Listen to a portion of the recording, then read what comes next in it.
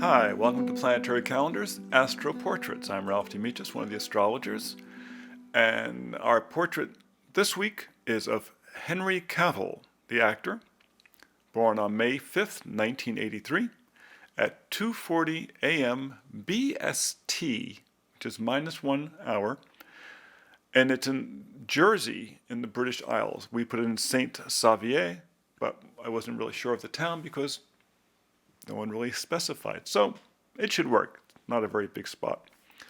Now, obviously his sun is in Taurus. And when speaking about action roles, and realize this is part of our whole series about actors who play in action roles, like we did the actresses who did action roles, there have not been many Taurians.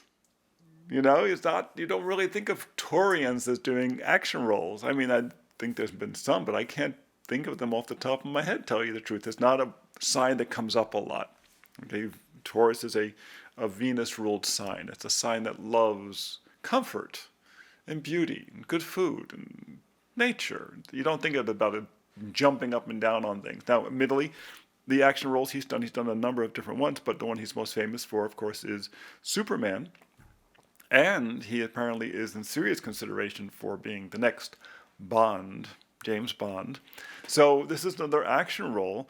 And in truth, generally in the movies, it was always believed that any man could play an action role, after all. And this was kind of the years after the Second World War, where so many men had served in the military that you figured any man could play action roles.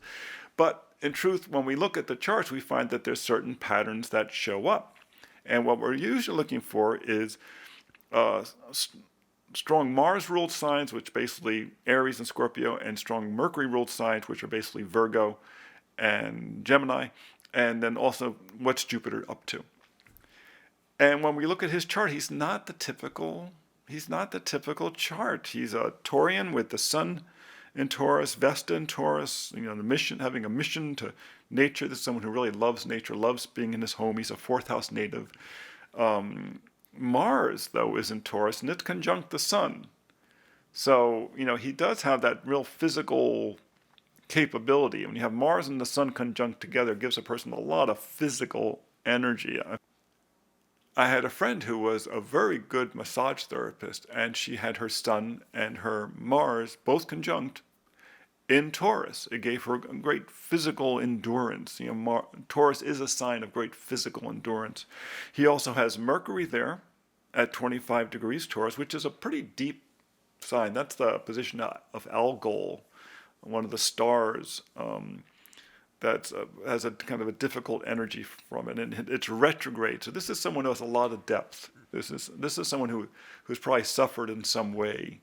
And it relates to early childhood, that fourth house. So he's got a lot more depth than is obvious, maybe from his great, his good looks.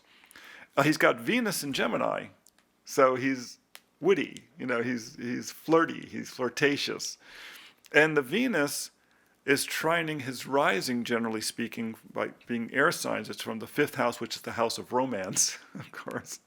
Tends to help to his wittiness and good looks. Trining his rising, which is Aquarius.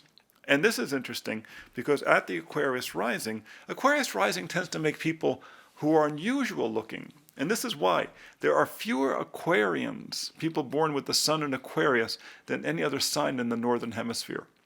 Just something about that time of year. As a result, when we look at people, Aquarians tend to stand out because they look a little different from everybody else. There's more Virgos than anybody else, and you'll find in a lot of roles where you have people playing the role of every man or every woman, they're Virgos, because everyone recognizes them. But Aquarians tend to be unusual, and he, in some ways, is unusual looking. He's, a very distinctive figure. He has that Aquarian look, and he has the moon rising. The moon rising, which means he can bring great emotion to the surface, but it's an Aquarius, which is a little distant. It's a little, removed. It's a global viewer. He also has Ceres at the rising too, so he's a very good natural shepherd of people. When Ceres is in Aquarius, it's a great shepherd position. So, having the Mars there, where you can see the action figure, having Aquarius and the Moon rising, you can see in terms of an actor. In fact, we did two other portraits. Chris Evans, who plays the role of Captain America, and Liam Neeson, both have the Moon close to the rising, and very close to the rising, in the same sign as the rising sign. So, I mean, all people can bring a lot of emotion right to the fore, and it also makes them very imaginative. It's a position that's found with a lot of novelists. They can create their own world. So, these are two positions that you can definitely see that would be good for an actor. The Venus in the 5th house would be good for an actor. Why does he do so well with these action roles? Well, one of the classic things you look for is the midheaven. And everyone thinks, the midheaven's in the 10th house. Well, not necessarily. We use whole sign houses. And in whole sign houses, the midheaven can show up in various different houses, usually 9th, 10th, or 11th. If it shows up in the 9th house, the person tends to have a career that's more focused towards their profession, the knowledge they have. If it's in the 10th house, it's about they want to achieve notoriety. If it's 11th house, they want to make a lot of money, or they want to be part of a community. His midheaven is in the 11th house. One of the reasons he got into this is people realize, you're a really good-looking young man, and you really are really good at this. You should go into this. I think you'll be real successful. And he looked around, and he's born in 1983. He's born in the midst of the world of media, and says, yeah, if I could make a bunch of money at this is a really good choice for me, because he's a Taurian, and they really like that. They like being comfortable. They like being able to buy the stuff they want to have. They want to be secure. So you look at the 10th house, or not the 10th house, actually the 11th house with the midheaven. That gets real interesting. You have 7 degrees Sagittarius at the midheaven. You have Uranus and Jupiter conjunct at 8 degrees Sagittarius. Jupiter's in its most extrovert, dynamic position, what you call the masculine ruler position. It's out there. It's very athletic. It loves doing that kind of stuff, especially as part of a group. And then he's got Neptune at 28 degrees Sagittarius conjunct the South Node. So there's something about this athleticism in a group of people that is reincarnational. Okay, but that's Jupiter, that Uranus conjunction. When Uranus is conjunct to Jupiter, it makes people lucky. It means they just arrive in the right place at the right time. It just happens to them a lot, especially in Sagittarius. This is a person who just has a strong sense of in career being lucky. And it's at 8 degrees Sagittarius. Does anyone recognize that degree? It is the position of one of the great giant stars, Antares. A great, powerful giant star, big and red, and the reason means Antares, like Mars. So here he has Jupiter and Uranus. Uranus relates very strongly to the media. Jupiter has to do with success in the house of being part of a community, especially in the media. The 11th house has a lot to do with the media. At Antares, the great red giant. And here, one of the most famous roles is Superman, the guy with a big red S on his chest, who rises up in the air overhead.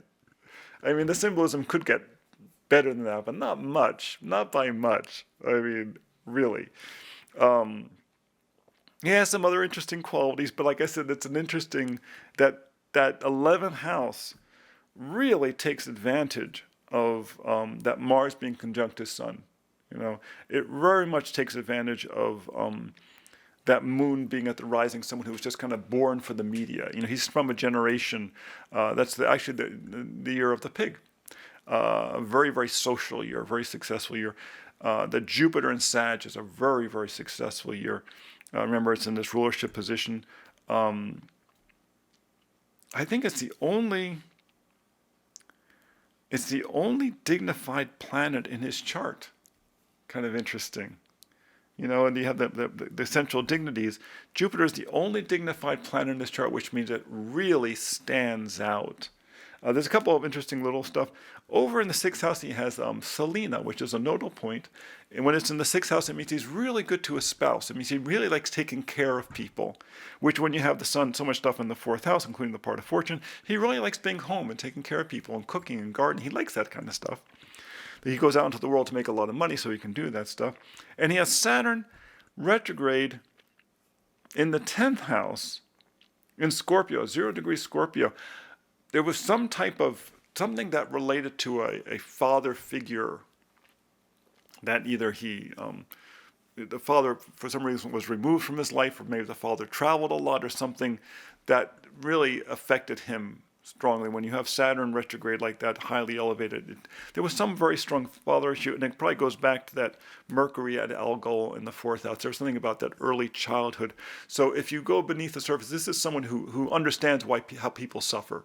He understands suffering, which is, when you see him, you think this person hasn't made, and yet part of what makes a great artist is that they understand human vulnerability. They understand human depth. They understand there's other places in life than in the spotlight. So it's just a fascinating chart. And like I said, he's on track to be the next Bond. I think he'd make a wonderful one. And in some ways, he reminds me a little bit of a young Sean Connery. So until next time, remember, you can come see our portraits every Tuesday. We do those on Planetary Calendar Astrology, where you can also find our forecast. We do those every Friday. And you can visit planetarycalendar.com to find your planetary calendar. We have them in all different formats. Whatever you need, we've got. So until next time, be well.